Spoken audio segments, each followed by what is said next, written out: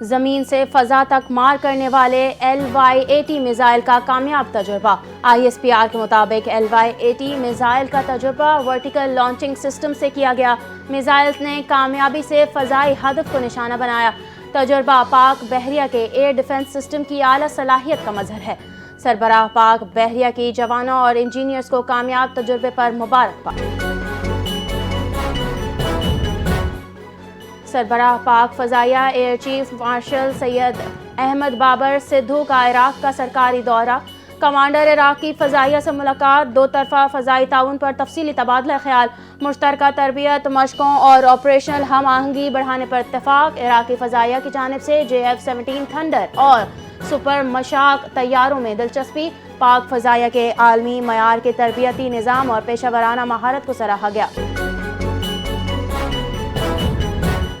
خیبر پختونخوا میں security forces کی دو بڑی کارروائیاں، 11 بھارتی حمایت یافتہ خوارج ہلاک۔ ISPR کے مطابق شمالی وزیرستان میں انٹیلیجنس بیسڈ آپریشن 6 خوارج جہنم واصل ہوئے۔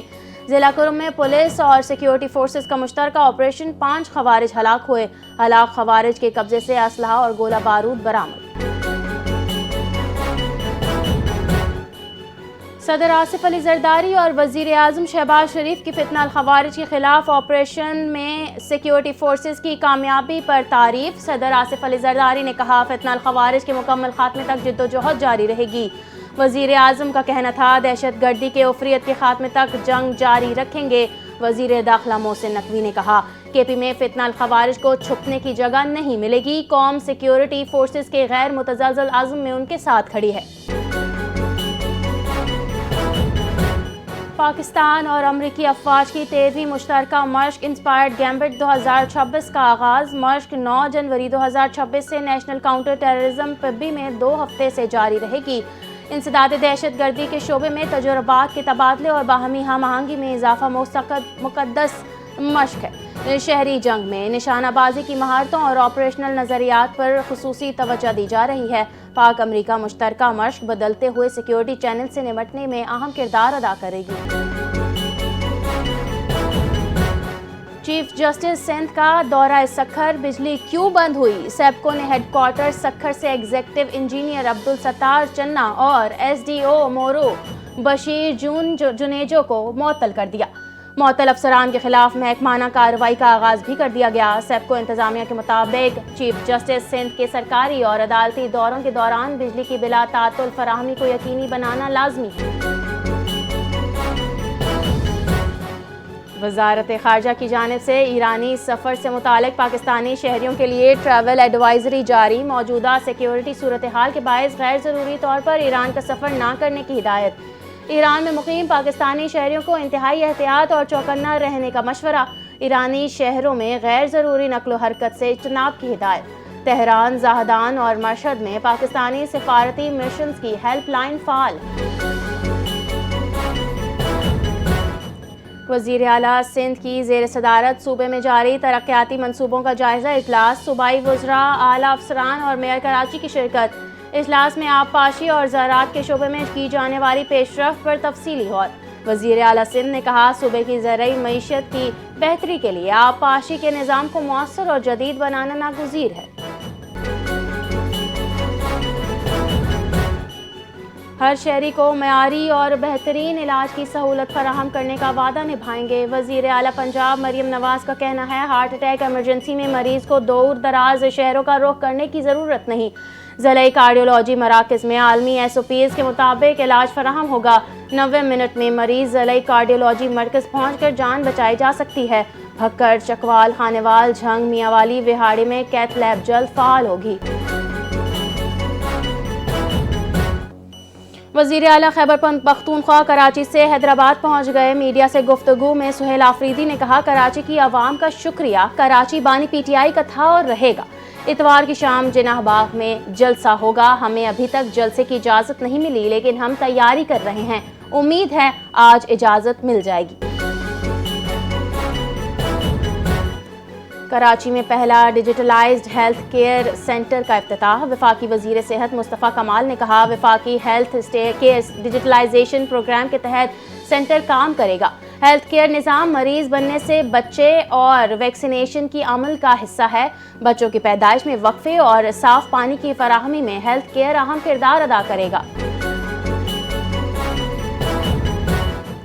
وزیر بلدیات سندھ کہتے ہیں ایم کیو ایم کو سیاسی طور پر زندہ رکھنے کے لیے پوائنٹ سکورنگ کرنی ہوتی ہے، ان کی باتوں کو میں سنجیدہ نہیں لیتا۔ بلدیہ سانحہ کو آج بھی ہم نہیں بھولے۔ وزیر بلدیات سندھ ناصر حسین شاہ کی ایکسپو سینٹر میں میڈیا سے گفتگو، کہا پاکستان پیپلز پارٹی جمہوریت پر یقین رکھتی ہے۔ وزیر اعلیٰ سہیل آفریدی خیبر پختونخوا کے عوام کا مینڈیٹ ہیں، ہم نے ان کی سیاسی سرگرمیوں پر پابندی نہیں لگائی۔ وفاقی وزیر ریلوے حنیف عباسی کی گورنر سندھ سے ملاقات، صوبے میں ریلوے منصوبوں اور ملکی صورتحال پر تبادلہ خیال کیا۔ ملاقات میں سندھ میں ریلوے کی سہولیات کو مزید بہتر بنانے پر اتفاق، وفاقی وزیر کا گورنر سندھ کی عوامی خدمت کی تعریف کی۔ طلباء سے خطاب میں گورنر ہاؤس میں قائم آئی ٹی یونیورسٹی کو تاریخی اور منفرد اقدام قرار دیا۔ سندھ میں 13,000 سے زائد ترقیاتی منصوبے جاری ہیں، 9,193 منصوبے مکمل ہوئے۔ سینئر صوبائی وزیر سندھ شرجیل انعام میمن نے کہا ہر صوبے کا مقصد عوامی سہولیات، معاشی سرگرمی اور پائیدار ترقی ہے۔ صحت، تعلیم، زراعت، سڑکیں اور آبپاشی میں ترقیاتی کام تیزی سے جاری ہیں۔ 367 ارب روپے غیر ملکی امداد اور 76 ارب روپے وفاقی پی ایس ڈی پی سے منصوبے جاری ہیں۔ وزیر اینٹی کرپشن سردار محمد بخش مہر کی صدارت میں اہم اجلاس، صوبے بھر میں کرپشن کے خلاف سخت کارروائی کا فیصلہ۔ سال 2025 میں 22 محکموں کے خلاف 13,603 کرپشن شکایات موصول ہوئیں۔ اجلاس میں بریفنگ کے دوران بتایا گیا کہ 1 جنوری سے 31 دسمبر 2025 کے دوران اینٹی کرپشن کی کمیٹی 1، 2 اور 3 کے 28 اجلاس ہوئے۔ 536 کیسز، 328 اوپن انکوائریز شامل۔ سندھ بھر میں 45 نئے کیسز موصول ہوئے، 812 کیسز کورٹ میں بھیجے گئے، 2 کو سزا سنائی گئی، 2 ٹریپ اور 22 سرپرائز وزٹ کیے گئے۔ کراچی کے گودھرا اور سیکٹر 11G میں اسٹریٹ کرائم میں ملوث خطرناک ملزمان پکڑے گئے۔ گرفتار ملزمان میں کاشف عرف راکھا، محمد الیاس، امیر حمزہ اور یاسین عرف ڈاڈا شامل ہیں۔ ملزمان کے قبضے سے 30 بور اور 9mm پسٹل، میگزین، ایمونیشن اور نقدی برآمد ہوئی۔ راکھا ڈکیت گروہ نیو کراچی اور نارتھ کراچی میں ڈکیتی اور موبائل چھیننے میں ملوث رہا۔ Hub river road check post پر ایکسائز نارکوٹکس ٹیم کی بڑی کارروائی، مسافر بس سے 4 کلو 800 گرام اعلیٰ کوالٹی چرس برآمد۔ ملزم منشیات جسم میں چھپا کر کوئٹہ سے کراچی منتقل کر رہا تھا۔ ملزم کو گرفتار کر کے مقدمہ Sindh control of narcotics act 2024 کے تحت درج کیا گیا۔ منشیات سپلائی نیٹ ورک میں ملوث دیگر ملزمان کی تلاش جاری ہے۔ پاکستان سٹاک مارکیٹ کی 2 دہائیوں کی تاریخ ساز کارکردگی، 100 انڈیکس میں ڈالر کی بنیاد پر 161% اور روپے میں 190% شاندار اضافہ۔ سٹاک مارکیٹ دنیا کی بہترین کارکردگی دکھانے والی مارکیٹس میں دوسرے نمبر پر پہنچ گئی۔ پاکستان سٹاک مارکیٹ میں سرمایہ کاروں کی تعداد میں 41% اضافہ ریکارڈ۔ گزشتہ 18 ماہ میں 1,35,000 نئے سرمایہ کار شامل ہوئے۔ SIFC کی اصلاحات سے پاکستان کے صنعتی شعبے میں نمایاں پیش رفت۔ رواں مالی سال 21,668 نئی کمپنیوں کی رجسٹریشن، 30.7 ارب روپے کا پیڈ اپ کیپٹل شامل۔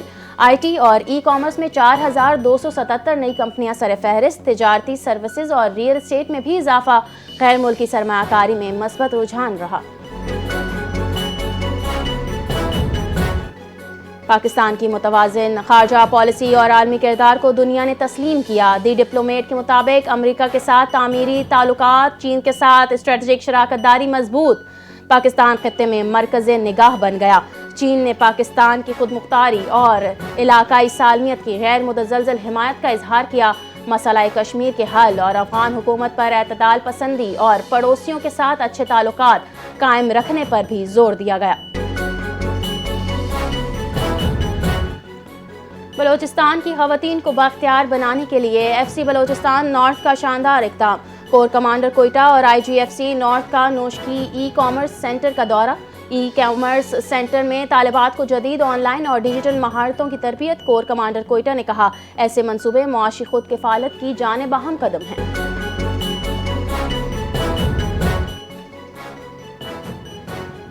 پاکستان میں جدید لاجسٹکس کوریڈور کا آغاز۔ تاریخی منصوبے میں اہم پیش رفت۔ NLC، پاکستان ریلوے اور DP ورلڈ کا $400 ملین کا میگا منصوبہ ڈیڈیکیٹڈ فریٹ کوریڈور اور multi model logistics park papri کا افتتاح۔ کراچی پورٹ ٹرسٹ سے پپری تک 52 کلومیٹر فریٹ ریلوے لائن بحال ہوگی۔ منصوبے سے بندرگاہوں پر دباؤ، لاگت اور وقت میں نمایاں کمی متوقع۔ لاجسٹکس منصوبہ پاکستان کے علاقائی اور عالمی تجارتی مسابقت بڑھانے میں اہم سنگ میل ہے۔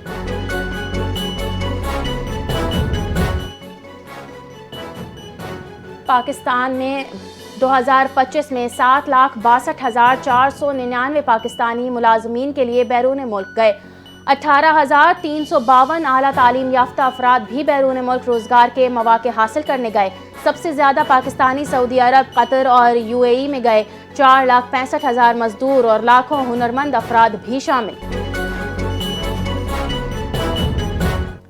ایران میں مہنگائی کے خلاف پرتشدد مظاہرے بے قابو، جھڑپوں میں 217 ہلاکتوں کا دعویٰ۔